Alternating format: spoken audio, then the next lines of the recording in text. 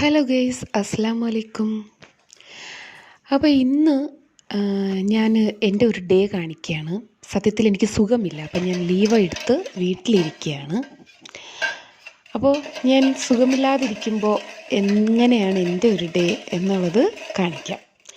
കുറേ കൂട്ടുകാരൊക്കെ വന്നിട്ട് പറയാറുണ്ട്, ലെങ്തി വീഡിയോ ചെയ്യുമോ, അതെന്നും വീഡിയോ ഇടണേ എന്നൊക്കെ ഇങ്ങനെ പേഴ്സണലിയും പറയാറുണ്ട്, അതുപോലെ കമൻറ്റ് ബോക്സിലും പറയാറുണ്ട്.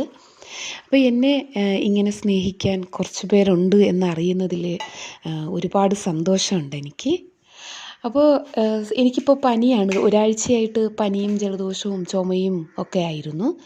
എന്നിട്ട് ഞാനിതൊന്നും മൈൻഡാക്കാതെ സ്കൂളിൽ പൊയ്ക്കൊണ്ടിരുന്നു.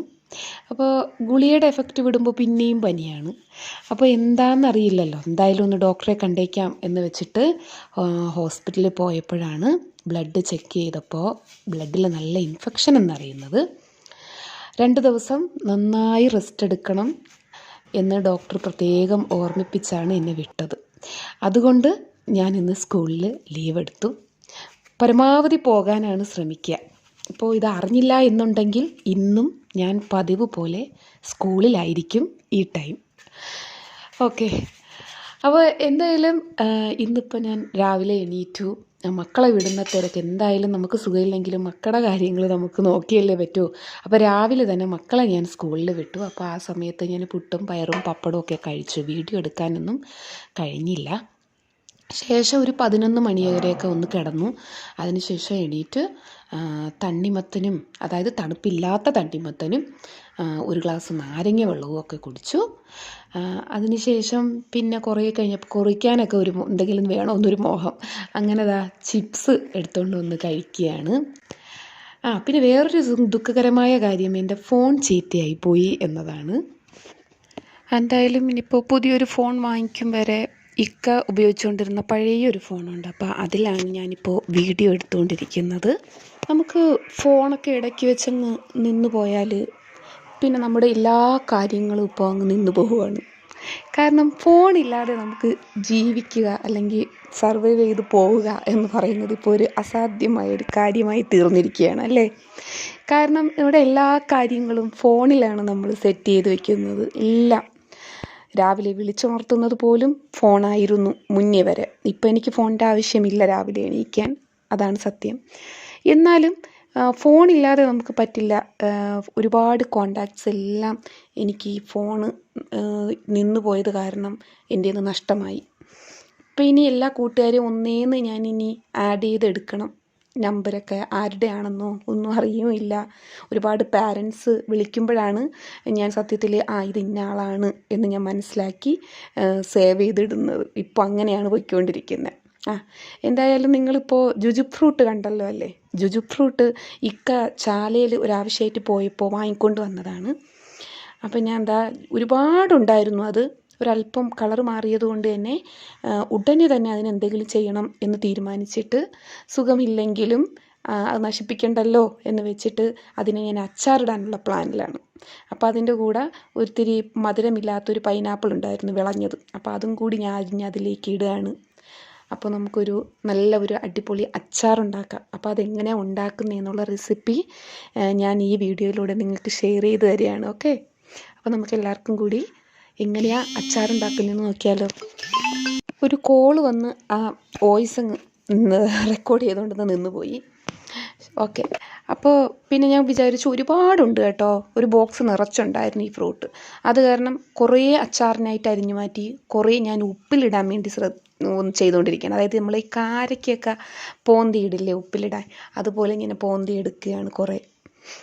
എന്നിട്ട് അപ്പോൾ അത് ഉപ്പ്, അതിൽ പിന്നെ പ്രത്യേകിച്ചൊന്നും പറയാനില്ല. കുറച്ച് ഉപ്പും കുറച്ച് മുളകും കൂടിയൊക്കെ അരിഞ്ഞിട്ട് അങ്ങ് വെച്ചാൽ മതി. വെറുതെ വെള്ളം ഒഴിച്ച് വെച്ചാലും കുഴപ്പമില്ല, അല്ലെങ്കിൽ ചെറിയ ചൂടാക്കി ആ ചൂടുവെള്ളം അങ്ങ് ഒഴിച്ച് വെച്ചാലും നല്ലതായിരിക്കും.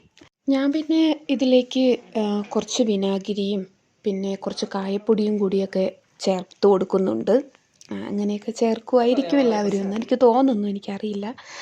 അത് വിനാഗിരി ചേർക്കാൻ കാരണം എന്ന് വെച്ചാൽ നമ്മുടെ ഈ ജുജു ഫ്രൂട്ടിൽ, അതായത് ഇളന്തപ്പഴം, അതിൽ ഓൾറെഡി ഇത്തിരി മധുരം വെച്ച് പോയായിരുന്നു. അപ്പോൾ അതിൽ പുളിയൊന്നും ഇല്ല, ഒട്ടും തന്നെ പുളിയില്ല. അപ്പോൾ ഒത്തിരി പുളിയൊക്കെ കിട്ടാൻ വേണ്ടിയിട്ടാണ് ഞാൻ കുറച്ച് വിനാഗിരിയും കൂടി ചേർത്ത് വെച്ചത്. അപ്പോൾ ഇനി നമുക്ക് അച്ചാർ എങ്ങനെയാണ് ഇടുന്നതെന്ന് നോക്കാം. അതിനായിട്ട് ഇതാ ഒരു ഉരുളി എടുത്ത് അതിലേക്ക് കുറച്ച് ഉലുവ ഇട്ടു. ആദ്യം എണ്ണ ഒഴിച്ചു. നല്ലെണ്ണയാണ് ഏറ്റവും നല്ലത്. പിന്നെ ഞാൻ എൻ്റെ ഒരു സൗകര്യം നോക്കിയിട്ട് വെളിച്ചെണ്ണയാണ് എടുത്തതെന്നേ ഉള്ളൂ. നല്ലെണ്ണയാണ് ഏറ്റവും ബെസ്റ്റ് അച്ചാറിന്. അപ്പോൾ എന്നിട്ട് അതിലേക്ക് ഇതാ ഉലുവ 1 സ്പൂൺ ഇട്ടു. അതിനുശേഷം കടുകിട്ട് പൊട്ടിച്ചു. എന്നിട്ട് ഒരു 3 ഉണ്ട വെളുത്തുള്ളി തൊലി കളഞ്ഞത് അതിലേക്ക് ഇട്ട്. കാരണം എനിക്ക് ക്വാണ്ടിറ്റി കൂടുതലാണ്, അതുകൊണ്ട് കുറച്ച് കൂടുതൽ വെളുത്തുള്ളി അതിലേക്ക് ഇട്ടു.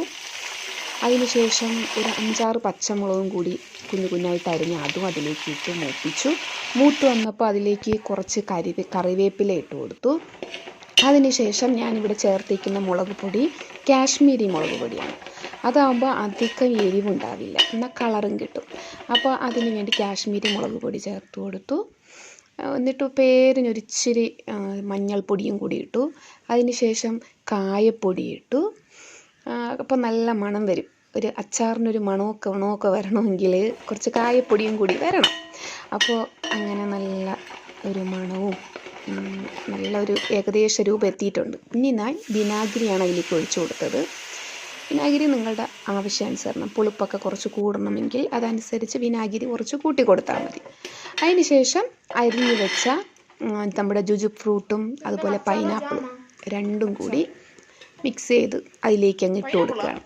അതിന് ശേഷം മിക്സ് ചെയ്ത അരപ്പുമായിട്ട് യോജിപ്പിച്ചെടുക്കുമ്പോൾ നമ്മുടെ അച്ചാർ റെഡി. അപ്പോൾ എല്ലാവരും ഉണ്ടാക്കി നോക്കണം. നല്ല ടേസ്റ്റി ആയിട്ടുള്ള അച്ചാറാണ്.